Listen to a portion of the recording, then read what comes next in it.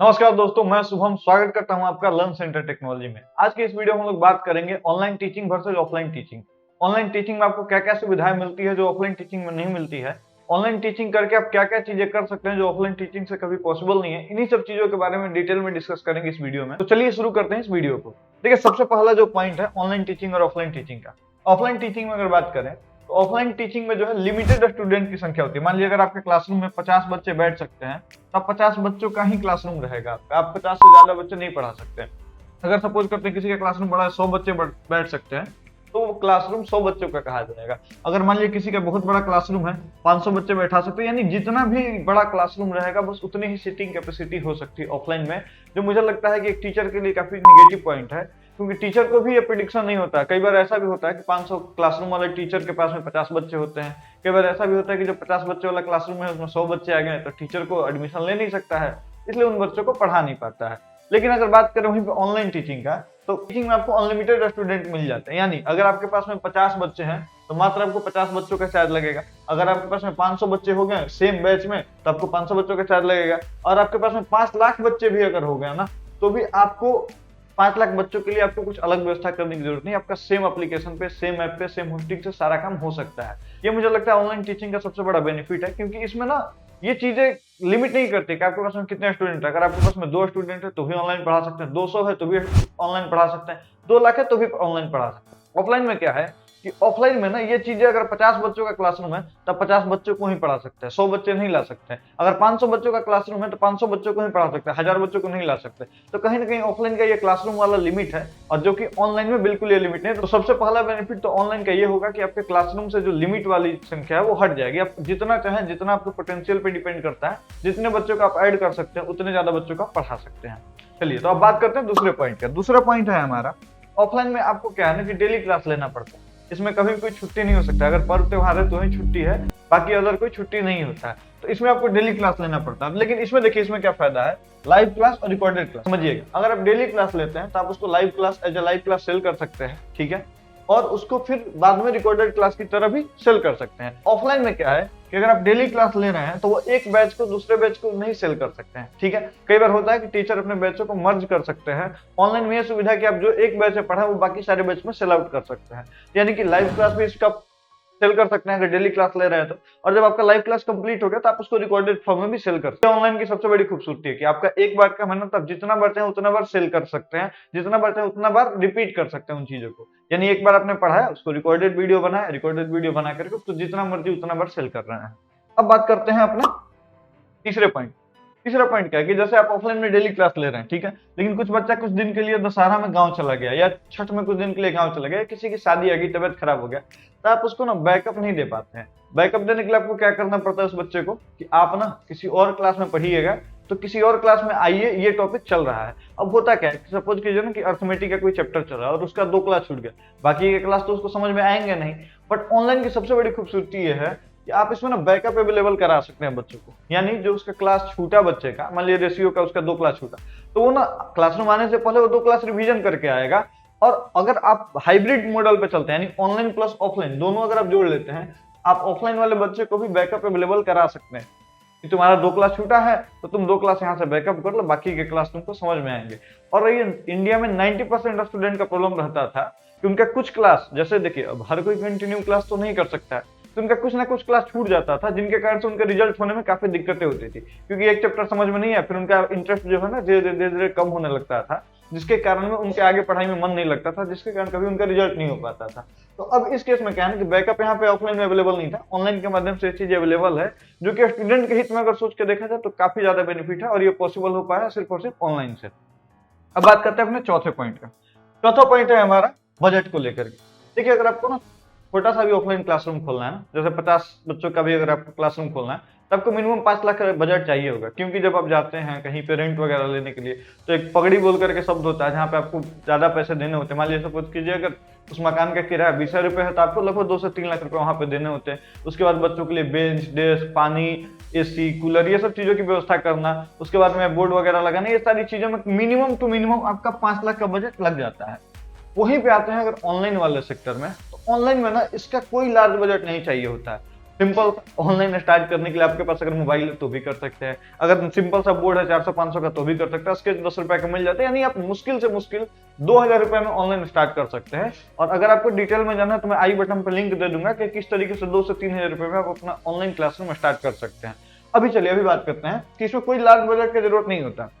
इसमें क्या था कि अगर आपके पास 5 लाख रुपया हो तभी आप ऑफलाइन पढ़ा सकते हैं। यहाँ पे क्या है कि यहाँ पे अगर आपके पास 2 से 3000 रुपया हो ना तो भी आप ऑनलाइन पढ़ा सकते हैं, क्योंकि मोबाइल तो आजकल हर किसी के पास में होता ही होता है। मोबाइल होगा, बोर्ड आप नॉर्मली 600-800 का ले सकते हैं, 10 रुपए का स्केच ले लीजिएगा, 100-200 का बल्ब ले लीजिएगा, माइक ले लीजिएगा 700-800 का, और ये आप ऑनलाइन क्लास स्टार्ट कर सकते हैं। और अगर आप जानना चाहते हैं किस तरीके से आप ऑनलाइन क्लास स्टार्ट करेंगे बहुत ही कम बजट में, तो मैं आई बटन पर लिंक दे रहा हूँ, वहां पे जाकर के वो वीडियो पूरा देख लीजिएगा। तो ये सबसे बड़ी खूबसूरती ये है कि यहाँ पे 5 लाख लगेगा और यहाँ पे मान के चलिए 5-6 रुपया लगेगा। यानी कितना कम पैसा लग रहा है यहाँ पे, ये आप सोच सकते हैं।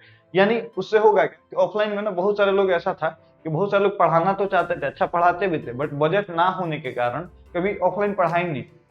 यहाँ पे अगर बात करें ऑफलाइन में, तो ऑफलाइन में बहुत ऐसे टीचर हैं जो बहुत अच्छा पढ़ाते हैं, बट बजट कम होने के कारण वो कभी अपना ऑफलाइन कोचिंग खोल ही नहीं पाते हैं। बट ये अगर बात कहा जाए ऑनलाइन से ये चीजें पॉसिबल होगी, जिसके पास भी अच्छी नॉलेज है, अच्छा पढ़ाना जानता है, बच्चों को एंगेज करना चाहता है, वो सारे लोग ऑनलाइन में काफी अच्छा कर रहे हैं। अब चलिए बात करते हैं अगले पॉइंट। तो अगला पॉइंट ये है कि देखिए इसमें पैसा तो ज्यादा लग रहा है। अब देखिए, अब पैसा ज्यादा लगा, मैंने पहले ही बात किया था, 50 बच्चों का क्लासरूम और आपके पास आ गए 100 बच्चे। 100 बच्चों का क्लासरूम आपको लेने के लिए ना फिर से 5 लाख रुपया लगाना पड़ेगा। ठीक है, फिर से आपने 5 लाख रुपया लगाया, मकान मालिक से बात किया कि मुझे थोड़ा सा बड़ा क्लासरूम दे दीजिए जिसमें 100 बच्चे बैठे। आपने 5 लाख रुपया लगाया। अब बात कीजिए 100 से 200 हो गया, फिर से आपका 5 लाख 10 लाख रुपया लगा। कि आप क्या कर रहे हैं ना कि आपका जैसे जैसे साइज बढ़ते चला जा रहा है ना, वैसे वैसे आपकी इन्वेस्टमेंट बढ़ती चली जा रही है। अब सपोज कीजिए आप कमाएंगे यहाँ से 4 लाख रुपया, इन्वेस्ट कर रहे हैं 5 लाख रुपया, ये सोच करके कि फ्यूचर में आपके पास में 500 बच्चे आएंगे। बट ऑनलाइन में सबसे खूबसूरत चीज क्या है, आप ना इसको आसानी से स्केल कर सकते हैं। अभी 50 बच्चा पढ़ रहा है आपका यहाँ पे, कोई दिक्कत नहीं। अगले दिन अगर 500 भी हो जाता है तो भी आपको खुश होना है, दुखी नहीं होना कि मुझे कैसे स्केल करना है। क्यों? क्योंकि ना आपका इसमें बोर्ड लगने वाला एक्स्ट्रा, ना आपका इसमें इंटरनेट कनेक्शन एक्स्ट्रा लगने वाला, मतलब जो भी चीजें हैं आप इसको आसानी से स्केल कर सकते हैं। और ऑफलाइन में अगर बात की जाए कि अगर 50 से बच्चे 500 होते हैं ना, तो आपको ये दिमाग में लेकर के चलना पड़ेगा कि अगर 500 हुए तो मुझे 100 बेंच लगाना पड़ेगा, उनके लिए पानी की व्यवस्था करनी पड़ेगी, एक बड़ा सा रूम लेना पड़ेगा, वेटिंग रूम बनाना पड़ेगा, काउंटर बनाना पड़ेगा, रिसेप्शनिस्ट रखना पड़ेगा, ये सारी चीजों का आपको सोचना पड़ता है। बट अगर बात करें ऑनलाइन का, तो ऑनलाइन में कोई दिक्कत नहीं। अगर 500 बच्चे भी पढ़ रहे हैं एक बार में तो भी कोई दिक्कत नहीं, और 500 बच्चे 5000 भी हो गए एक दिन में तो भी आपको कोई टेंशन लेने की जरूरत नहीं है, क्योंकि जो आपका होस्टिंग है, जो आपका एप्लीकेशन है, वो सारी चीजें हैंडल कर सकता है। अब आते हैं पॉइंट नंबर 6 पे। पॉइंट नंबर 6 है कि अब देखिए ऑफलाइन में मैंने आपको बताया कि आपका बजट ज्यादा लग रहा है, बेंच लगाने में लग रहा है, पानी वाला लगाने में लग रहा है, रूम का रेंट देने में लग रहा है, तो बजट काफी ज्यादा लग रहा है। तो आप क्या कर सकते हैं, बच्चों को चाह करके भी मिनिमम फी नहीं चार्ज कर सकते हैं। अब यहाँ पे सपोज कीजिए यहाँ पे आपने फी चार्ज किया 5000 रुपया, ठीक है, 5000 में से लगभग आपका 4000 रुपया मैनेज करने में चला गया, कुछ स्टाफ को पैसे देने में चला गया, कुछ मकान मालिक को देने में चला गया, कुछ आरओ वाटर लगाने में चला गया, कुछ वेटिंग रूम बनाने में चला गया, कुछ बेंच बनाने में चला गया। यानी आपका 4000 रुपया इन्वेस्टमेंट होगा, तब जाके आप 5000 रुपये कमाएंगे। अब बात करते हैं ऑनलाइन का। ऑनलाइन में अगर आपने 999 रुपया भी फी रखा है ना, तो 999 रुपये सीधे और सीधे आपके पास में आएगा। तो इस कारण से ऑफलाइन में खर्चे काफी ज्यादा है, इसलिए आपका फी हमेशा हाई रहता है, और ऑनलाइन में खर्चे कम है इसलिए आपका फी लो हो जाता है। यानी इसका मिनिमम फी, और मिनिमम फी का मतलब होता है कि अब आप जितने ज्यादा बच्चों को चाहें उतने बच्चों को जोड़ सकते हैं, क्योंकि वही सेम कोर्स अगर ऑफलाइन में 5000 में मिल रहा है और वही सेम कोर्स अगर ऑनलाइन में 999 में मिल रहा है, तो आप जितना ज्यादा बच्चों को चाहें जोड़ना उतने ज्यादा बच्चों को जोड़ सकते हैं, और यहाँ पे फी हमेशा मिनिमम रहेगा। अब बात करते हैं पॉइंट नंबर 7 का। पॉइंट नंबर 7 है कि अगर सपोज कीजिए कि किसी कारणवश आपको वहां पे नहीं पढ़ाना, जहां पे अभी आप ऑफलाइन में पढ़ा रहे हैं वहां पे आपको नहीं पढ़ाना, आप चाहते हैं अपने क्लासरूम को कहीं और लेकर के जाना। सपोज कीजिए अगर मैं पटना के एरिया की बात करूं, अगर आप मुसल्लपुर हाट में पढ़ा रहे हैं और आप चाहते हैं अपने क्लासरूम को, और आप अगर चाहते हैं अपने क्लासरूम को बोरिंग रोड में लेकर के जाना, तो आप नहीं लेकर के जा सकते। कारण इसके पीछे यह है क्योंकि जो भी आपसे बच्चे जुड़े हुए हैं वो मुसल्लपुर हाट के बच्चे हैं, आप उनको बोरिंग रोड में ले जाकर के नहीं पढ़ा सकते। बट अगर ऑनलाइन में बात कहा जाए तो ऑनलाइन में काफी फ्लेक्सिबल है। ऑनलाइन फ्लेक्सिबल इसलिए है कि आप कहाँ से क्लास ले रहे हैं, कहीं लंदन से क्लास लीजिए, दुबई से क्लास लीजिए, मुंबई से क्लास लीजिए, बच्चों को उससे कोई लेना देना नहीं है। और बच्चों को कई बार तो पता भी नहीं होता कि टीचर कहाँ से क्लास लेते हैं। कई बार ऐसा भी होता है कि टीचर अपने स्टूडियो से ना होकर के दूसरे स्टूडियो से क्लास लेते हैं, तो बच्चों का तो क्लास कंटिन्यू चलते रहता है और टीचर भी फ्लेक्सिबल रहते हैं, मतलब कहीं से भी वो क्लास ले सकते हैं। तो टीचर भी इसमें फ्लेक्सिबल रहते हैं और ज्यादा बर्डन नहीं रहता है, ज्यादा प्रेशर नहीं रहता है कि अरे यहाँ पे छोड़ देंगे तो मेरा वहां पे नहीं चलेगा, वहां पे नहीं चलेगा तो क्या करेंगे। तो ये सब चीजें सोचनी नहीं पड़ती एक टीचर को, और एज ए टीचर ये काफी रिलीफ देने वाली बात है कि आपको ये नहीं सोचना है कि मैं यहीं पे रहूंगा तो चलेगा, मेरा वहां पे नहीं चलेगा। इसलिए आप लोग अपनी ऑनलाइन कम्युनिटी को बिल्ड कीजिए। अब बात करते हैं नंबर 8 का। नंबर 8 है कि अगर आप ना ऑफलाइन क्लास ले रहे हैं तो ऑफलाइन क्लास में विदाउट क्लासरूम ये कभी पॉसिबल ही नहीं हो पाएगा कि आप विदाउट क्लासरूम कभी क्लास ले पाएंगे। लेकिन अगर बात करें नंबर 8 में ऑनलाइन क्लास की, तो ऑनलाइन क्लास के लिए आपको क्लास लेने की जरूरत ही नहीं है, क्लासरूम लेने की जरूरत ही नहीं है।